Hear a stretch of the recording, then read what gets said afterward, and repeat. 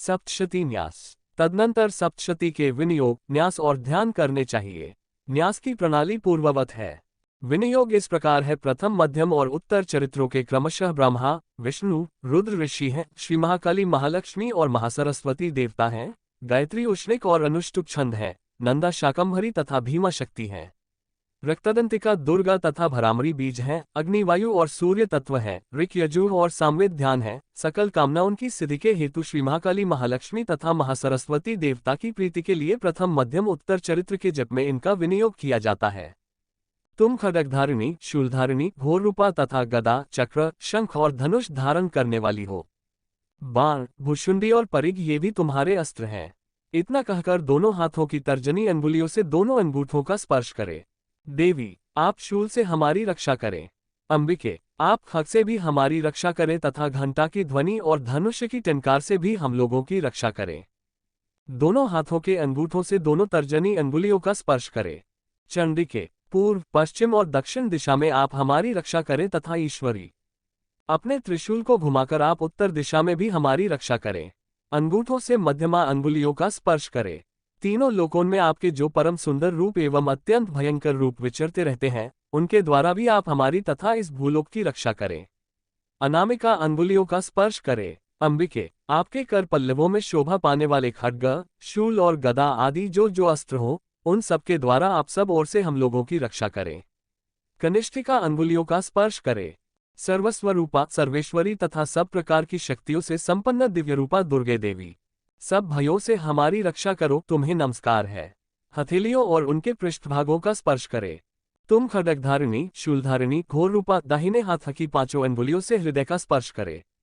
देवी, आप शूल से हमारी रक्षा करें, इतना कहकर सिर का स्पर्श करे।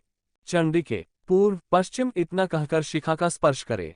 आपके जो परम सुंदर रूप दाहिने हाथ की अंगुलियों से बाएं कंधे का और बाएं हाथ की अंगुलियों से दाहिने कंधे का साथ ही स्पर्श करे। खंड, शूल और गदा कहकर दाहिने हाथ की अंगुलियों के अग्रभाग से दोनों नेत्रों और ललाट के मध्य भाग का स्पर्श करे।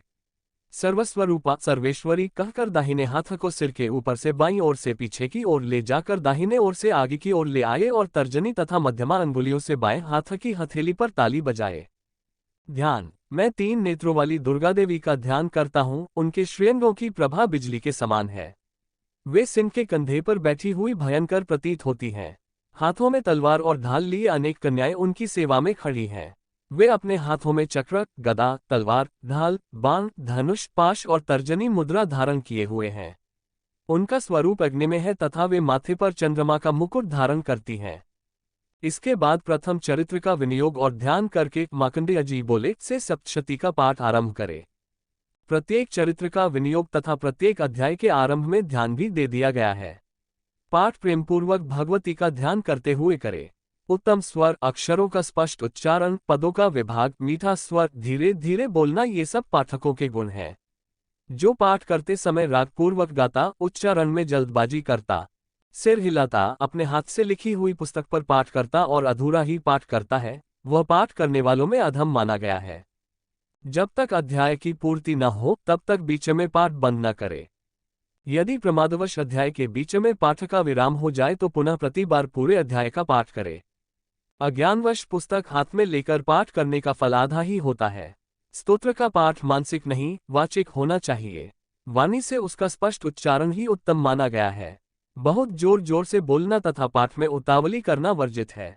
यत्नपूर्वक शुद्ध एवं स्थिर चित्त से पाठ करना चाहिए। अपने हाथ से लिखे हुए अथवा ब्राह्मणेतर पुरुष के लिखे हुए स्तोत्र का पाठ न करे। अध्याय समाप्त होने पर इति, वद, अध्याय तथा समाप्त शब्द का उच्चारण नहीं करना चाहिए।